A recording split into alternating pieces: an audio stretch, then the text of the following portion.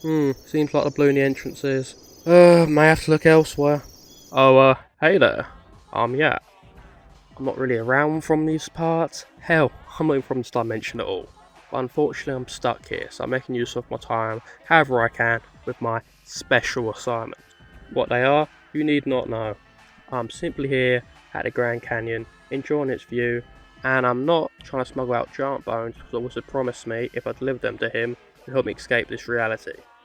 Why are you here anyways? Just get away from me, fuck off. I'm busy. Nope, you're not going away, are you? Alright, very well. While you're here, remote view me through some CIA style technology. I guess I'll educate you on the alleged findings of giants within the United States. But first, an introduction to give a bit of context. From the Holy Bible to the myths of the Norse, giants have been described throughout human history as a species similar in appearance to that of humans, but possessing a more taller stature and usually a worse temperament. Whenever humanity has been in contact with these brutes, it's always ended up in conflict, with very rare exceptions where the two have gotten on. Nowadays, most humans don't believe giants exist, and people who have been claimed to be giants are usually massively overstated. For an example, Goliath from the Book of David, champion of the Philistines, and hailed as a giant in his time. Well, we know now from some sources that he was probably no more than 6'5", which is still very tall, but it isn't giant standard as we'd think of now. Well, I guess it could be argued for that time period, it definitely was. But today we won't be discussing that. We'll be talking about supposed findings of actual giants. Mummies that were said to be up to 12 feet tall, resting in tombs of gold, where no human's been for millennia. Sounds unbelievable, right? I would agree, but during the late 19th to early 20th century, these accounts of giant skeletons being found were quite common. So much, in fact, it's rumoured sinister forces were at work to discredit these cities of giants having even existed. Have I caught your attention?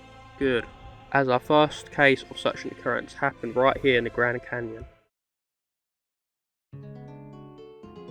In the early 1900s, explorer G.E. Kincaid, who had been in the service of the Smithsonian Institute for over 30 years, while canoeing down the Colorado River, presumably looking for gold, eventually came to the Grand Canyon and noticed as he rode strange strains in the rock formation next to him, and a cave entrance 1,486 foot down from where he was situated.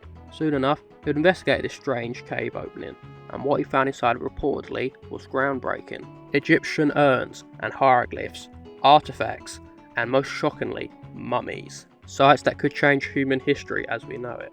Kincaid, being astounded by his findings, took a few of the artifacts and reported to the Smithsonian, who, or so the story claims, sent an expedition of archaeologists with him to the cave on a second visit to document the findings. Most prominent of those sent was renowned scientist David Starr Jordan. On the second expedition, more astonishing discoveries were made. Long passageways connected to hundreds of rooms, ventilation, and inside the rooms there were more artifacts, hieroglyph tablets, copper tools, even reportedly Hindu statues. But in one of the largest chambers, the biggest discovery of them all was made, which was the presence of mummies, which, whilst I was mentioned earlier, a proper examination was made. They were noted to be abnormally tall and covered in clay and a bark fabric, and there was loads of them resting within a chamber. Whatever Kincaid had found had at one point had a flourishing civilization, and it was noted that a subterranean city could have easily fitted over 50,000 people within it. Overall, this discovery was huge, and if proven to the public, could have easily made global headlines. So what came of it? Well, nothing really. The only substantial exposure this discovery got was within the 1909 April 5th edition of the Arizona Gazette. After that, radio silence. The Smithsonian denies this expedition even took place. Not only that, but also denies the existence of Kincaid and Jordan. So is this story even laid in a tiny bit of truth? Well, let's dig deeper. Let's begin with the question. Is there any sources pointing to there actually being people who used to live in the Grand Canyon to begin with? Well, yes. Let me introduce you to the Hopi, a tribe who have resided around the area of the Grand Canyon for thousands of years, and have some rather interesting legends surrounding it. One of these legends claim their ancestors came from within the Grand Canyon itself, until internal disputes between the men of one heart and two hearts forced the men of one heart out the cave system. This was only possible, however, with the help of their chief, Macheto, who caused a great tree to sprout, which pierced the ceiling of the underground dwelling and allowed them to escape. From there, now above ground, they grew corn and grain by the Colorado River and sent out a messenger to the Temple of the Sun. This was in hope of receiving a blessing from the gods, which would eventually return them to their original land. However, the legends say this will only come to pass once the messenger returns. So by tradition, Hopi chiefs watched the sky, praying for the safe return of the messenger. Who these men of two hearts were is still unknown. Could have they been the ones that carved out the strange ruins that Kincaid reported on? Or perhaps could it have been the Ant People? Another group of unknown beings from Hopi mythology that, unlike the men of two hearts, actually saved the Hopi on 2 occasions, guiding them into the subterranean caves in times of disaster. Another possible culprit for this underground city, if we're going by Hopi legends, is a sinister force known as none other than the Anasazi, which roughly translates as the ancient enemies in English. They have been described as being a vicious and cannibalistic race of people by the local tribes. They have since disappeared, and while modern scholars actually believe now that at one point they did exist, they were nothing more but a lost Native American tribe that eventually assimilated with the Puebloans. However, Navajo, Piute, and Hopi oral traditions contest this and claim the Anasazi were indeed a separate race of people that were eventually drove to extinction. What caught my attention about this lost tribe/race of people is that they are accredited having constructed strange tall stone structures throughout the Midwest, including the Grand Canyon. 2 sites of interest are the Stanton and Mammoth Caves, which, by going by local folklore, is believed where the Anasazi resided. These 2 caves are worthy of note considering the Stanton cave was believed to be man-made by local authorities due to its unnatural formation having a vaulted ceiling which doesn't resemble natural formation. This cave is now barred off for the protection of the local bat population, if you can believe that. But I guess we'll never know what actually lies within. The Mammoth Cave, on the other hand, has a fairly ominous story surrounding it, which lines up with the Native American legends. First off, the Mammoth Cave is huge, and could only have been dug out by extremely advanced humans, or more realistically, giant sloths a couple 10,000 years ago. But either way, no one's sure about the cave's artificial origins. But as been proven by researchers, humans did at one point live within the Mammoth Cave. But what confused researchers is what the people within the Mammoth Cave fed on. Where they were situated, game was quite sparse and in between. So some believe they went south in the summer to farm and returned in the winter. But a more sinister theory, or what they survived off on, arose when only a few meters outside the cave, a storage bin was found with what were the remains of human infants in a manner that made it seem clear they were intended for human consumption at some point, somewhat vindicating the myth of these cannibalistic Anasazi people. Obviously though, we can't just rely on folktales to argue the existence of ancient peoples living within the Grand Canyon. So let's look at other oddities surrounding the area instead. How about the namesakes of some of the cave systems in the area for an appetizer?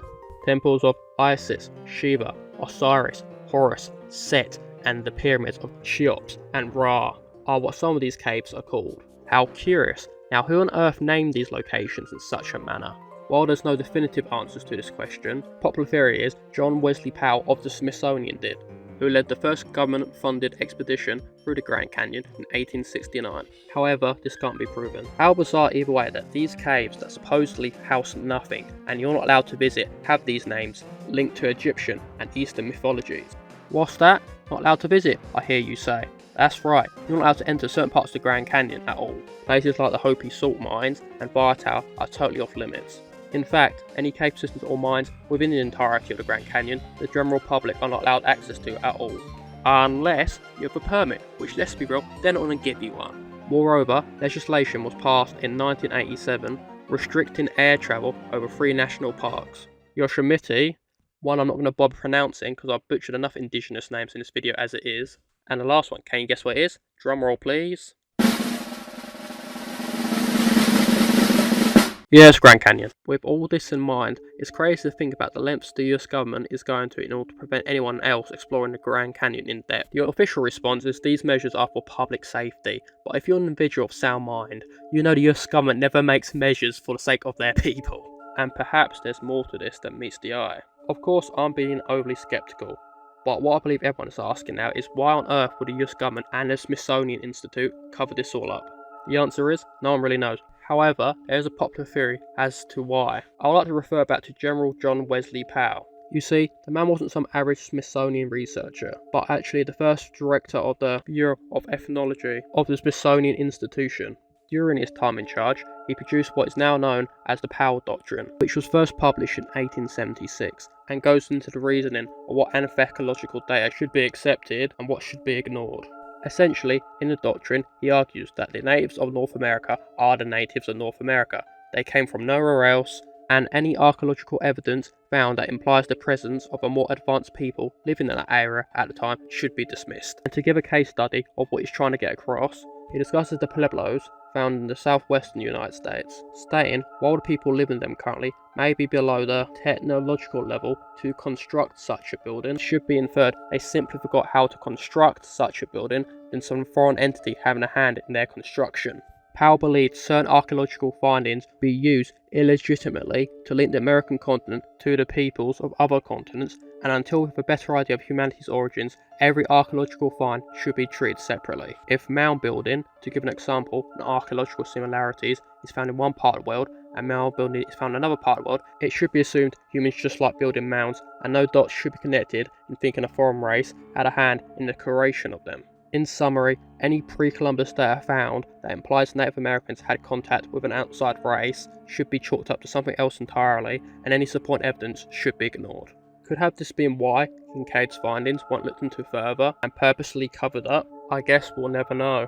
But it would have changed human history as we know it due to the presence of Egyptian and Hindu relics. However, this isn't the end of the reports of lost cities of giants being found in the United States. In fact, there's loads.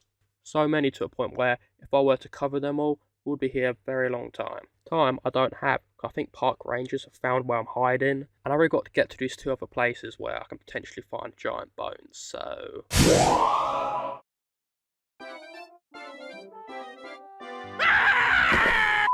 Alright, this must be it. Mount Shasta. Bloody hell, it's chilly up here. Please excuse me while I go to Google Images and put a woolly hat PNG on myself.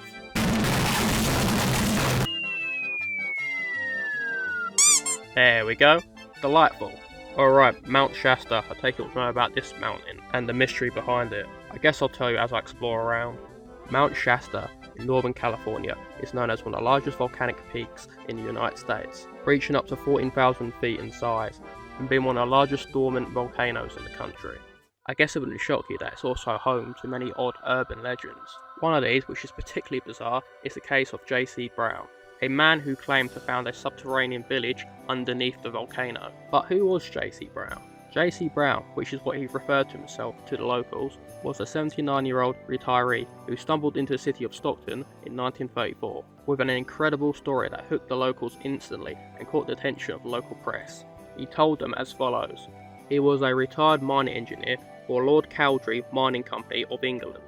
3 decades earlier, while working in the Cascade mountain range, which is where Mount Shasta is located, he just so happened to come across a blocked off cave, which when pursuing it after clearing out some of the rubble, he claims to have come across a village within the cave. In this subterranean village, J.C. Brown says to have seen some incredible sights to behold. Gold tablets in one room, spears in another, whilst one held the greatest discovery of them all.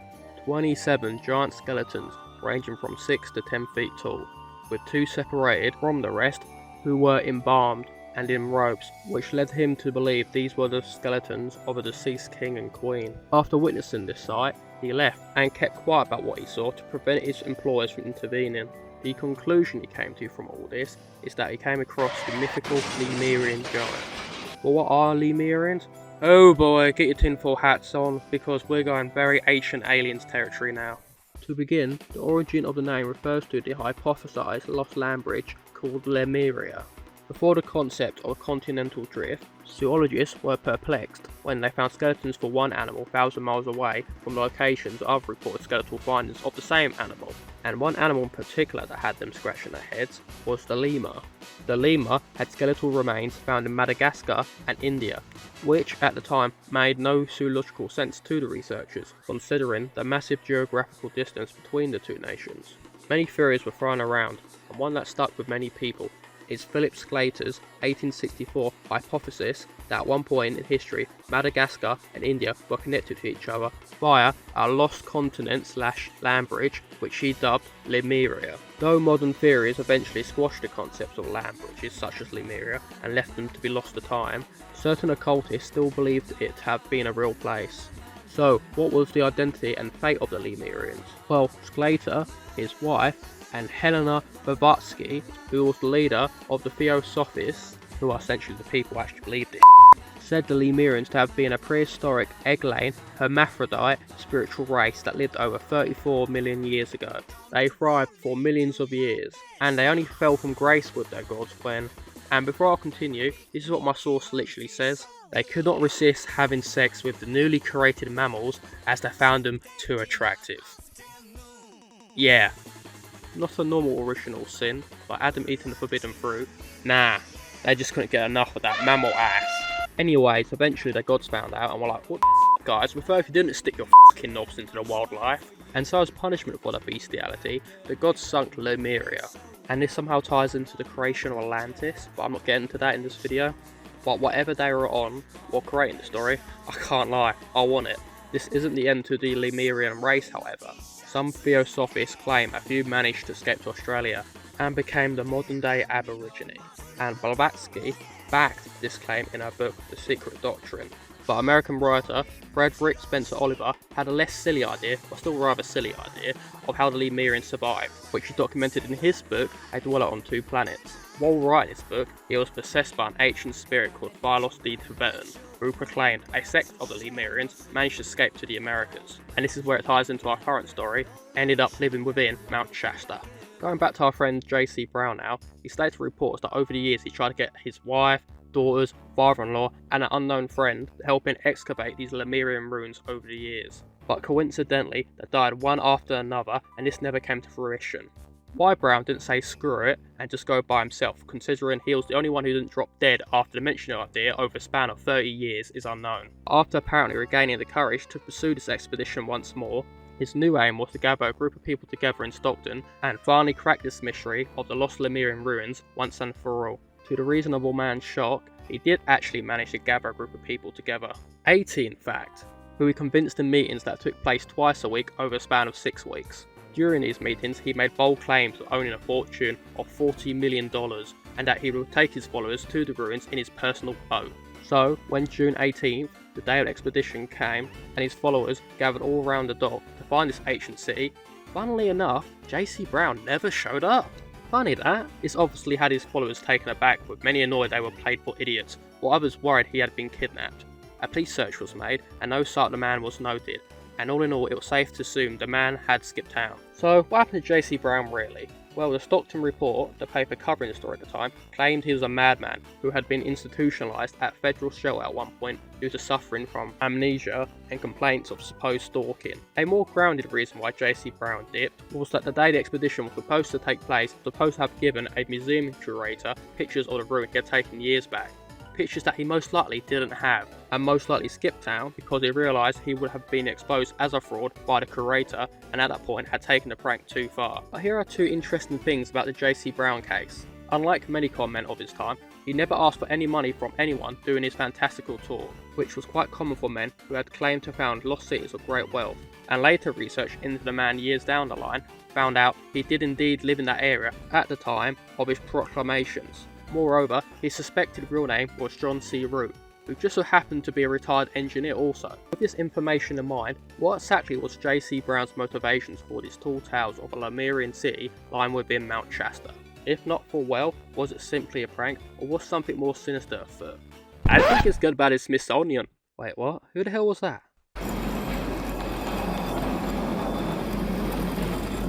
Oh, hello with alien man. I am Saint Germain. I come from Europe, yeah?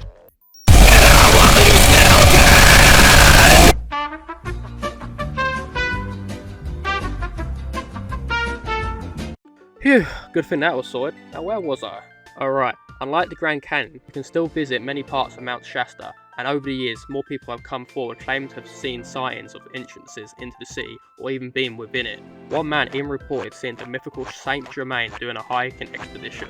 Huh, that name sounds familiar. Probably no one important.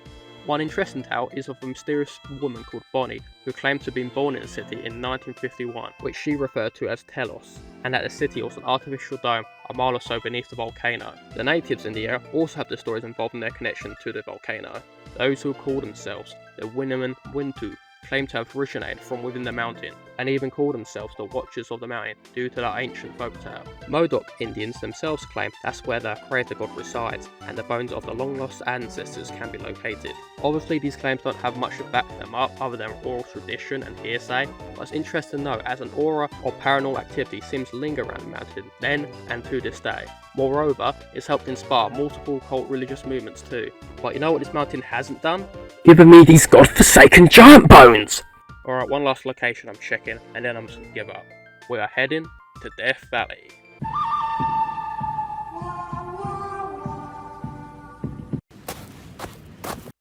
Huh, I don't expect somewhere called Death Valley to be so oh pterodactyls! Since we're now somewhere a bit safer, I guess I'll divulge into the tales that come from the early pioneers of the Northern Mojave, who trekked through Death Valley in hopes of finding riches during that era of the gold rush, a time of peril and fortune, but mostly peril for the men who dared ventured out for riches. What makes these following accounts worthy of intrigue is, unlike our previous stories where there is a mixed interpretations of what lies beneath these national parks or mountains, there is a more clear-cut picture to this mystery of what was believed to have been found, and that is the kingdom of Sinuab. Kingdom of Sinuab, the name meaning God's Land or Ghost Land in English, is the fabled underground city of Paiute native legend and is sacred to those natives living in the Death Valley. The legend surrounding the city goes as follows. Long ago, a Paiute chief was, understandably, upset after the death of his wife. Since this was back in the old days, the option of copious amounts of alcohol to cope and counselling wasn't there, so instead he threw his earthly body into the land of the dead, as you do. I don't know if this implies he self-deleted or simply just went on a spiritual quest, but within the land of the dead he faced many trials, long winding passages, demons, monsters, until eventually he was rewarded by the warm embrace of the sun at the end of it. However, his test was not yet over, as in front of him was presented a steep and narrow bridge of stone across a bottomless canyon, which, if he crossed successfully, he would enter into the lush fertile meadows of the spirit land, and if he fell, certain doom awaited. So did he manage to cross? Well, obviously, otherwise we wouldn't be telling the story, would we? When he crossed successfully, he unknowingly entered the kingdom of Sinuab, where he was greeted by the daughter of the namesake, who grabbed his hand and took him to what is called a amphitheatre, which is essentially a big open venue. There he saw hundreds, no thousands of deceased Paiute dancing happily in a circle, and while he was happy that his tribe's deceased were in good company, he moaned in sorrow that the chances of him finding his wife in that crowd were slim. The daughter of the god informed him that he had to be patient. Moreover, if he waited it out and he saw his dead wife, he had permission to grab her and haul her back to the land of the living on a condition that both ran quickly the way he came and didn't look back. So the chieftain waited, witnessing friends and enemies of old, yet after almost 3 nights he didn't spot his deceased wife, causing him to feel with doubt, until suddenly there she was.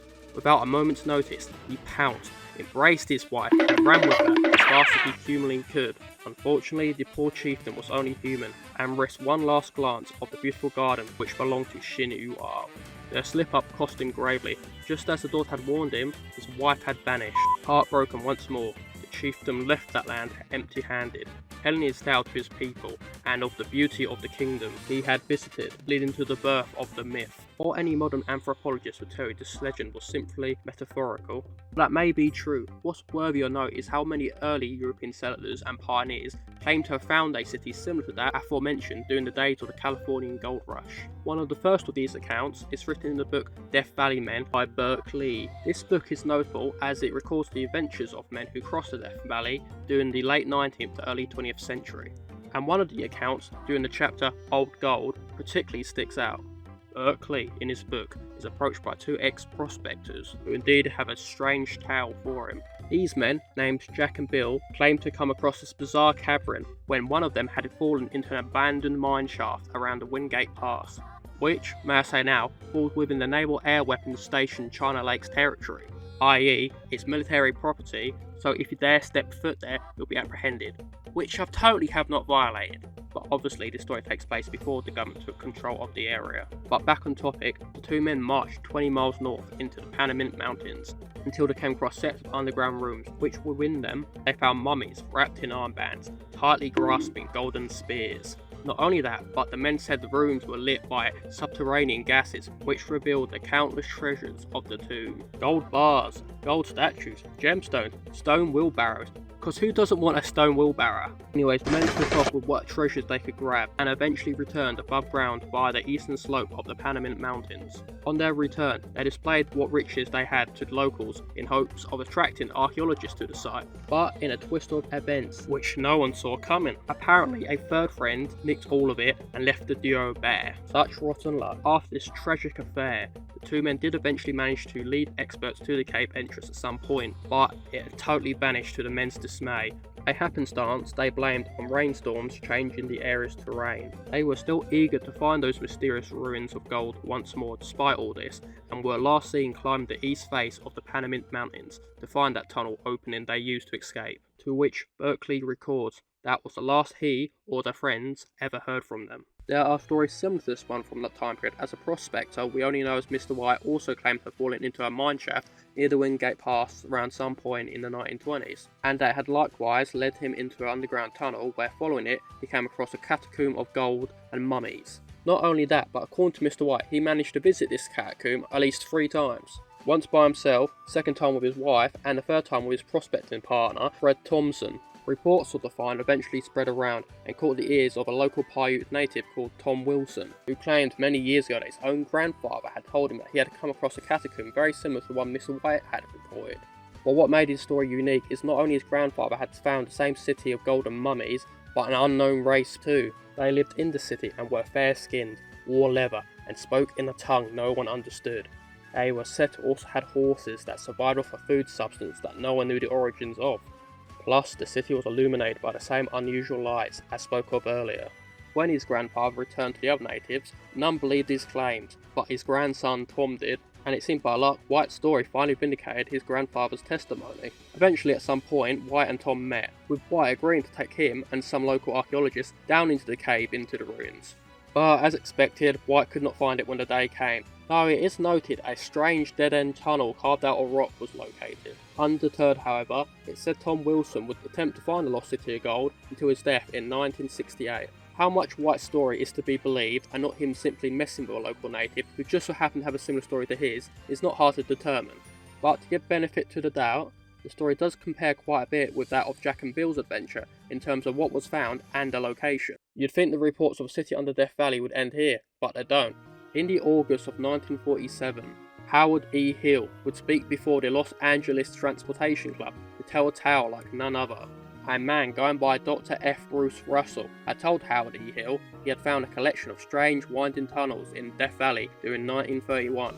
Russell, a retired physician, and his partner, Dr. Daniel S. Bouvier, had both gone previously on archaeological expeditions in Mexico, so they were quite knowledgeable in their trade already, and had come across a supposed underground city in Death Valley, purely by chance when Russell, who was sinking a shaft for a mining claim, accidentally stepped on soil that gave way and threw him into a cave below. When Bouvier lowered himself down, the duo decided to explore these strange caverns deeper, and as they reached the end of one of the tunnels, they happened to come across a room that contained the remains of, do I even have to say?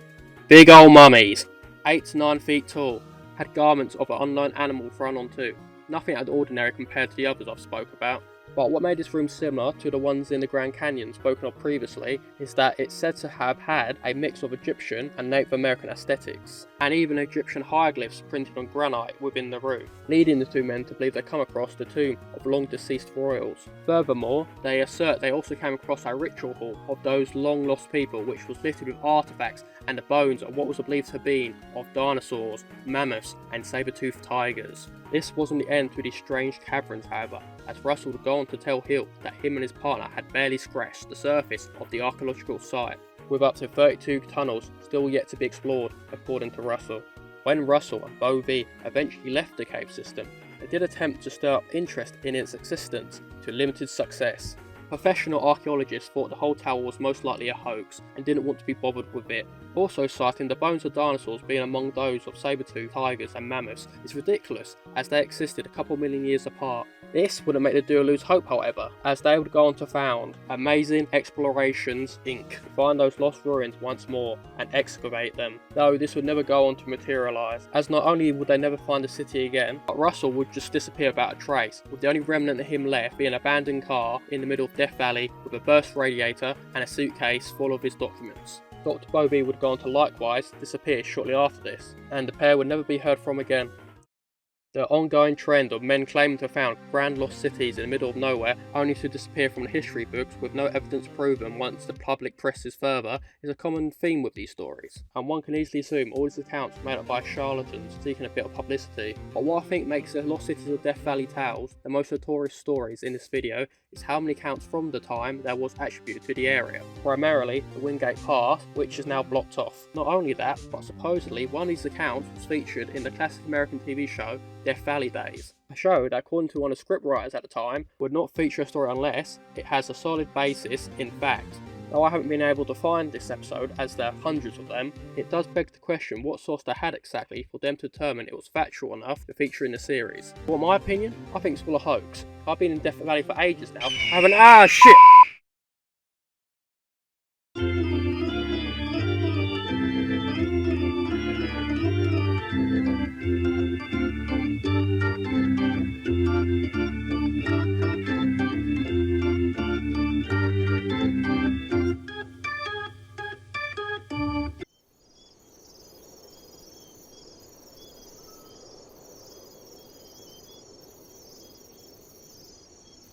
Ha! Thought I was dead. Bitch, I'm a fourth dimensional alien. I'm fucking fine, mate.